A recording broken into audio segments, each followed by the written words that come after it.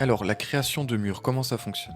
Quand on utilise un mur, déjà une des premières choses à voir, c'est créer les niveaux en lien avec le mur. Donc si je dessine un mur ici, je vois que sa hauteur ici, hauteur, est de 2,75 m. Donc si je dessine un mur, j'aurai un mur de 2,75 m. Alors, si je viens dans élévation, élévation sud, je vois que mon mur fait bien 2,75 m.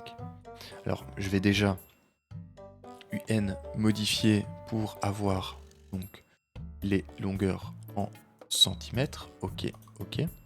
Comme ça, quand je sélectionne, j'ai bien 275. Sauf que mon niveau, il va à 3 mètres. Donc comment est-ce que je vais faire? Je vais devoir lui dire, ce mur-là, je veux une contrainte jusqu'au niveau 1.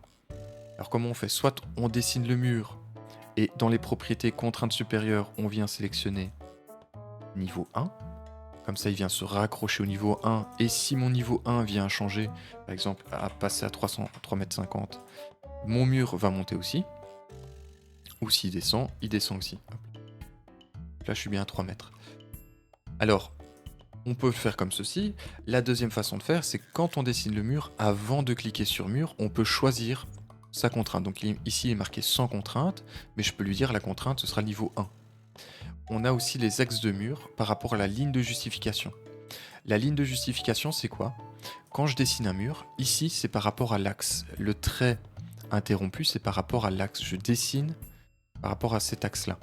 Si je choisis le nu fini extérieur, je dessine par rapport à l'extérieur. Si je fais un raccord comme ceci, je trace par rapport à l'extérieur. Si par contre je le fais à l'intérieur, nu fini porteur intérieur, tac tac tac, et que je viens jusque là et que je descends, on voit bien que je vais plus loin parce que ma ligne ici correspond à l'intérieur et pas à l'extérieur. Bon, ça c'est pour les lignes de justification.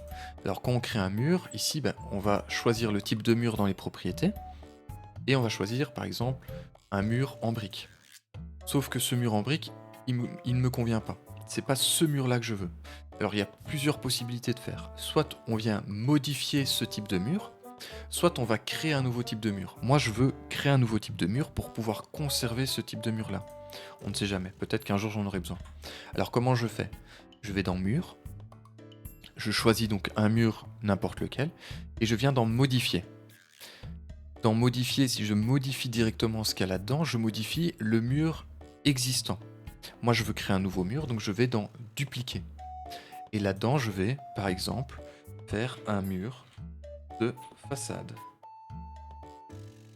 Un mur de façade de je ne sais pas combien, on verra ça après. Donc mon mur de façade, je vais pouvoir venir modifier sa structure. Donc dans construction, structure, je viens modifier ici. Et j'ai ceci qui apparaît. Alors, de base, vous aurez ceci.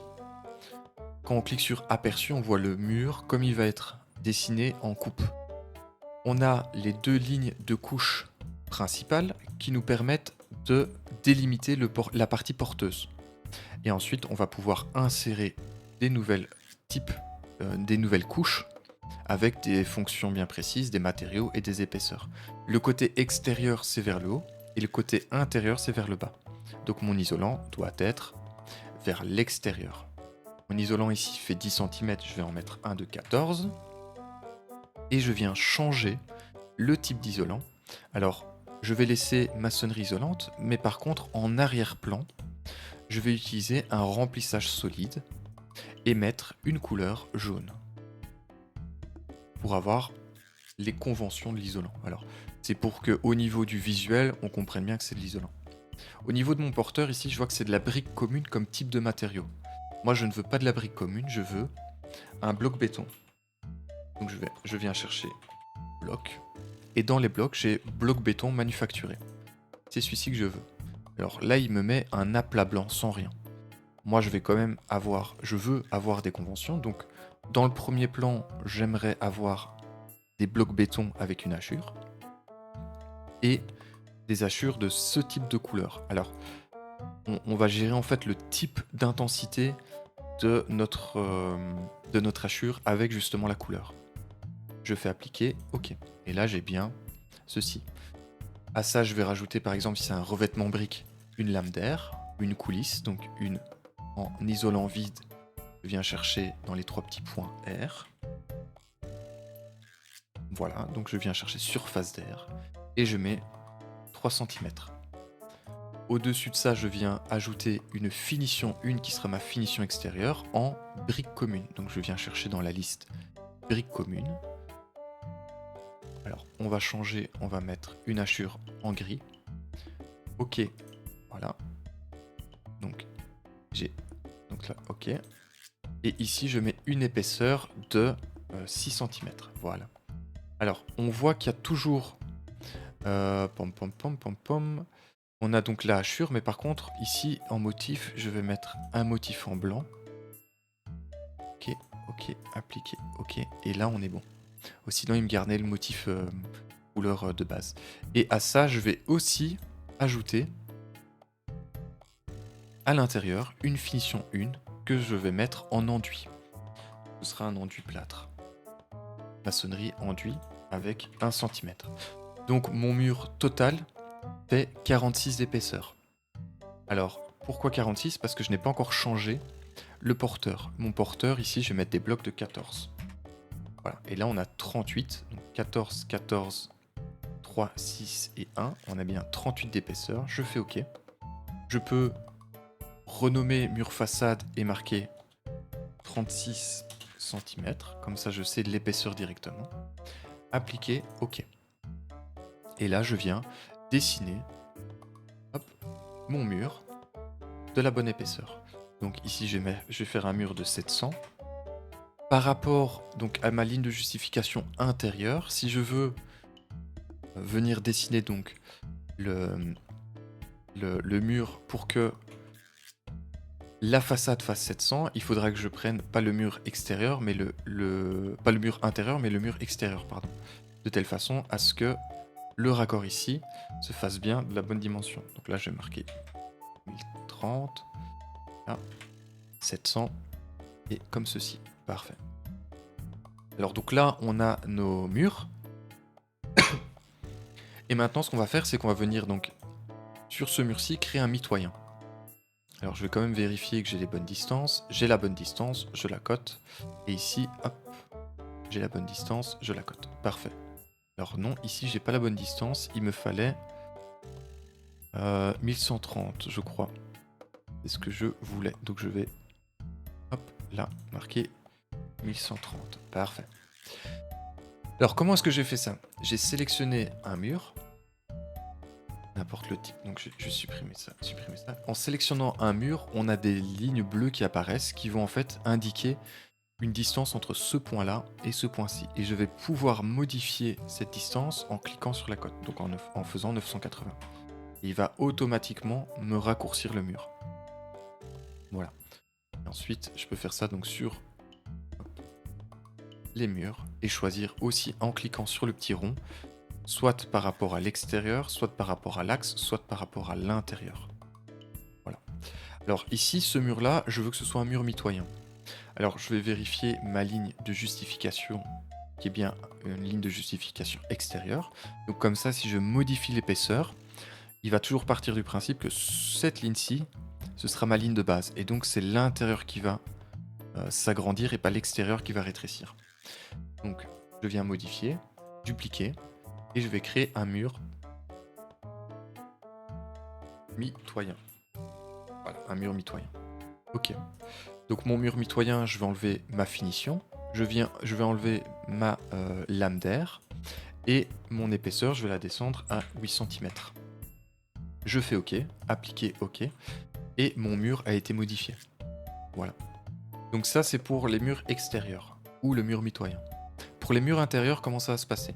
Je vais cliquer sur mur, modifier, dupliquer et créer un mur intérieur. Donc un mur porteur. INT pour intérieur de 22 cm par exemple. Je fais OK. Alors 22 c'est... Oh, j'ai... Hop là. INT 22 cm. Donc je vais venir modifier. Je viens supprimer... Alors je viens supprimer ma finition, je vais la garder. Je vais supprimer donc les différentes couches. Je garde le porteur. Et ici, je vais changer, je vais pas prendre de la brique commune, je vais prendre de l'enduit. Alors, un enduit comme ceci, et je vais mettre donc 1 cm aussi. Donc là, j'ai 16 cm. Pour un porteur, c'est bien. Si je veux par exemple 20 cm, je pourrais augmenter et mettre d'un côté ou de l'autre ou des deux côtés un petit isolant de confort. Ou alors avoir une structure en ossature pour avoir justement 22. Voilà, donc ici, moi, je vais garder de telle façon à ce que ça fasse 20. Donc je vais mettre par exemple un bloc de 18, 1 cm, 1 cm pour que ça fasse 20. Ok. Du coup, je vais renommer, ce sera pas 22, mais 20 de mur porteur intérieur. Je fais OK et j'applique. Quand je viens placer un mur, comme ceci, je vois que automatiquement il me fait mes raccords. Aussi bien au niveau de la finition que du porteur.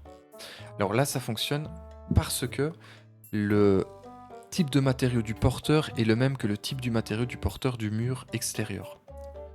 Alors, je vous montre l'exemple. Si je viens modifier le type ici et que je viens, par exemple, pas utiliser des blocs manufacturés, mais utiliser un bois, par exemple bois cadre de porte ou cerisier, je fais OK, appliquer, OK.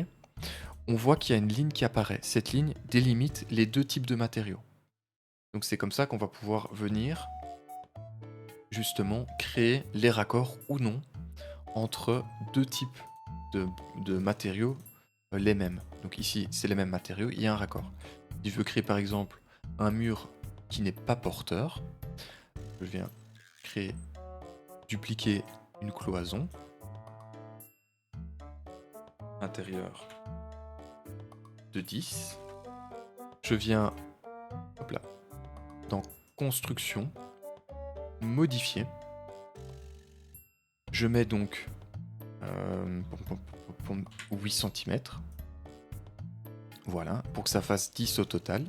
Et je ne vais pas utiliser des blocs manufacturés par défaut. Si je veux qu'il y ait un raccord qui se fasse, je vais venir créer un nouveau matériau. Donc la petite boule ici et créer un matériau. Dans identité, je vais changer en mettant bloc cloison. Voilà. Et dans apparence, je vais pouvoir créer un motif donc aussi en bloc béton. Et choisir par exemple un motif de remplissage avec un gris comme ceci à l'intérieur. Appliquer, OK, OK. Appliquer, OK. Et si maintenant je viens créer justement ce mur, on voit qu'il y a la ligne qui a été créée pour montrer la séparation des deux types de matériaux. Voilà. Et c'est comme ça qu'on va pouvoir justement dessiner tous nos murs intérieurs. Donc si on souhaite venir par exemple ajouter, augmenter, étirer notre mur, on peut attraper le point et l'amener de l'autre côté. Voilà. Alors ces outils-là permettent de créer ou non la jonction entre deux murs. Alors de base il est sélectionné, mais on peut, si on le souhaite, ne pas le sélectionner. Alors si on veut que ce mur-là soit à la bonne distance, donc on sélectionne le mur et on peut choisir la hauteur. Ici donc c'est 320. Si je veux une hauteur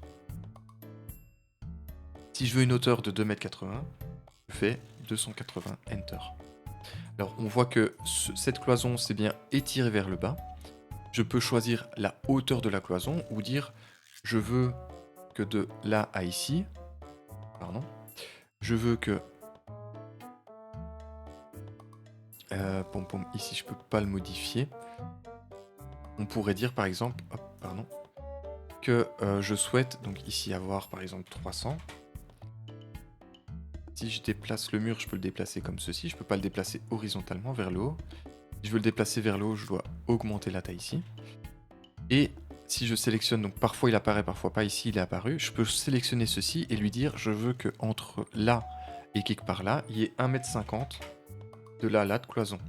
Alors avoir une cloison aussi grande comme ceci, c'est pas le top, on va le mettre en porteur. On peut sélectionner le mur, aller dans propriété et sélectionner mur porteur intérieur. Et il va automatiquement modifier mon type de mur.